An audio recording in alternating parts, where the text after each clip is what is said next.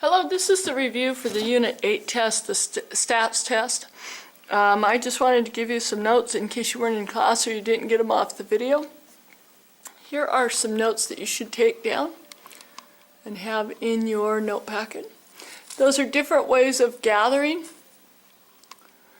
data. You need to understand what each of them are. Ask me if you don't understand off that chart, but get those in your notes.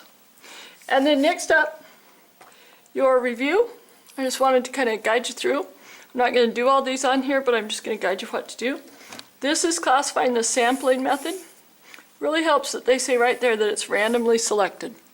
That should help you immensely. Let me scoot this back out just a little bit.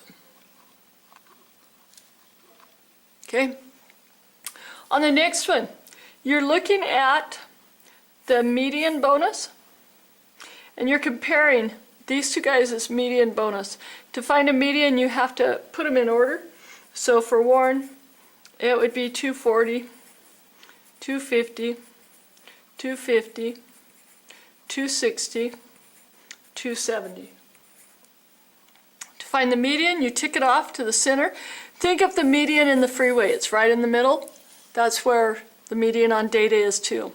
Now to find your upper and lower quartiles, because they want to know the interquartile range, so you cover clear up to your median, find the halfway point between what's left. Halfway between those is 265. That's your upper quartile. Now you cover the median the other way, halfway between 245, that's your lower quartile. So your interquartile range is the distance from here to here. You can just subtract it. That would equal 20. And you can abbreviate that as the IQR, interquartile range. Okay? You need to make a statement about how these two guys' bonuses, the medians, compare. So I would be talking difference, any kind of comparison numbers you can give. Remember in math you need to use numbers to explain your point of view. Who has the greatest median bonus, and then what the difference is in them. What is the difference in their interquartile range, and explain what this might mean about their bonuses, about how they're working. It's important that you understand data, that it makes sense to you. Okay, next page. We're looking at histograms now. Difference between a bar graph and a histogram. Histogram, the bars represent ranges. So important to know that. And they want to find out what the lower quartiles are. Well, again, this is looking at your data in a linear progression. So we have to just look here. There's 3 here. There's 5 there. 6 there. 6 there. So altogether, 6 and 6 is 12, plus 8 is 20. Altogether, you've got 20 students. From beginning to end is 20. So if we cut that into quarters, 4 goes into 25, so 5 students, 10, and 15. If you look here, they talk lower quartile and upper quartiles. This would be your upper quartile. This would be your lower quartile. And then they talk medians. That's your median. So the first 5 students, well, there's 3 right here. The next 2 fall within this range. So right there would be your lower quartile, and that's in the 10 to 19. Then you have 5 more students to get to 10. If you add these to get to 10, you have 8 right here. You know you're going to go 2 more students into here, and that's your median. Well, now you want to go clear up to 15. So 6 and 5 is 11, plus 3 is 14, plus 1 more would be 15, and that would be your upper quartile. Okay, now you're going to be taking this and speaking about the lower quartile being in the 10 to 19. You compare it to where the lower quartile is for a larger class. you're going to have to figure these out. So you come up here and you would figure out your total, just like I did here, and figure out where your quartiles lay and then find them within there. Okay? Using statistics, virtual verify grades. Okay?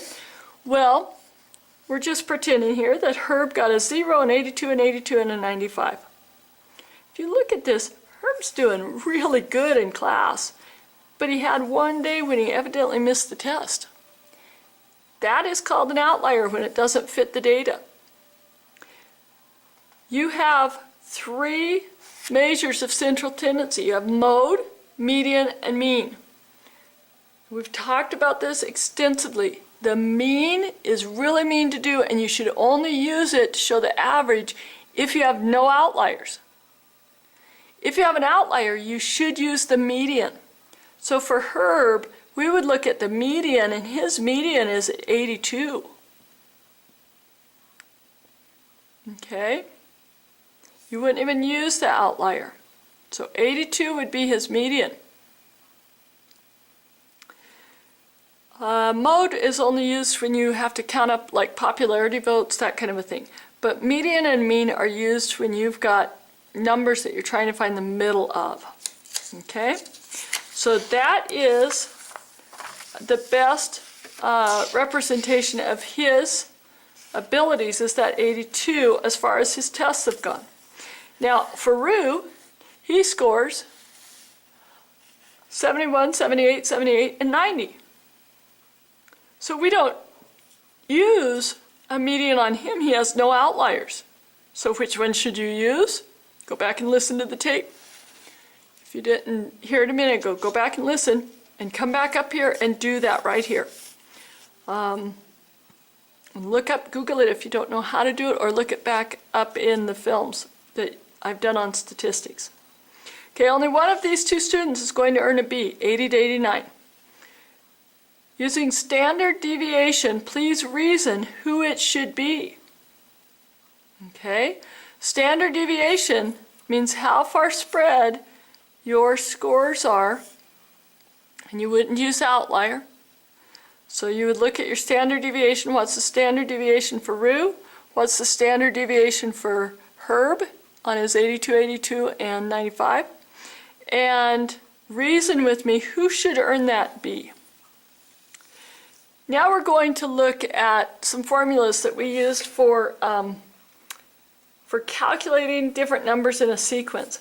We used the explicit formula, and we got to playing around with it in class. If you weren't there, I'm really sorry, because the explicit formula, usually they'll say to find any term, which would be f of n, you use the first term, f1, times the common ratio, raised to the n minus 1. Well, the n we get from this, and the 1 we get from this. So the whole reason we raise it to this is due to these 2. So now I want you to go a little bit further. 4 is the second term. So in your formula, rather than the first term, you would have f of 2 for second term. Of a geometric sequence is the ratio of 5. Well, in a minute we'll plug 5 in for this r. Calculate the 7th term. So that means we're not just looking for the nth term, we're looking for the 7th term. Now, just how this n and 1 were related up here, you need to relate the 7 and the 2 and raise the r to that amount. Then you need to plug in 5 for the second term. Just put a 5 in here, equals, oh, I'm sorry, not for the second term. 4 should be used for the second term. So you'll plug 4 in here, then you'll plug 5 in for the ratio, and then you're going to show whatever you figure out here to raise it. And that will be my 7th term. So you'll show that's how you're getting the 7th term, then you'll explain that is the 7th term when you get your answer. This one, again, you can use it the very same way and develop your own formula. Please do that. You won't be able to plug things in because I don't give you the specifics on the terms in this one. I just want the formula. Down here on the normal distribution table, Let me see if I have one of these handy. Don't know if I do. I might. Oh yeah, I can find one off somebody's notes here. Okay, so we need to use a standard normal table. This means a z-score table. Well, I'm hoping that I can find it.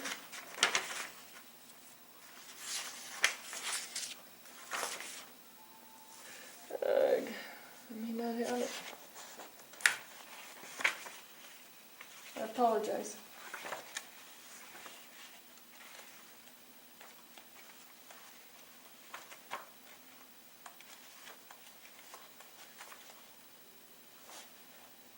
Oh, yes, I do. I have it. Whew. Okay. So remember that we find the z-score by taking whatever amount it is that we're choosing, subtracting from it the average, the mean, and then dividing by our standard deviation. So we are given the average of 45. So to find our z-score, we're going to take one of the points that we're asking for, so 50 we'll use. Now you're going to do it again with 60 after this. 50 minus your average divided by your standard deviation, which is 11. Run that through your calculator. You would have the decimal for 5/11ths, and whatever that decimal comes out being, which, let's think about it, it's going to be around like 0.4 something. Okay? I would go to the z-table then. You have to have a z-table. You've got several in your notes. You look up 0, go over to 0.4, and that's giving you the percentage as a decimal, 0.6554. But remember, that means it's 65.54% from the bottom of the data clear up to that 50 years on the chimpanzee. Okay, so you would just write down your z-score, which would be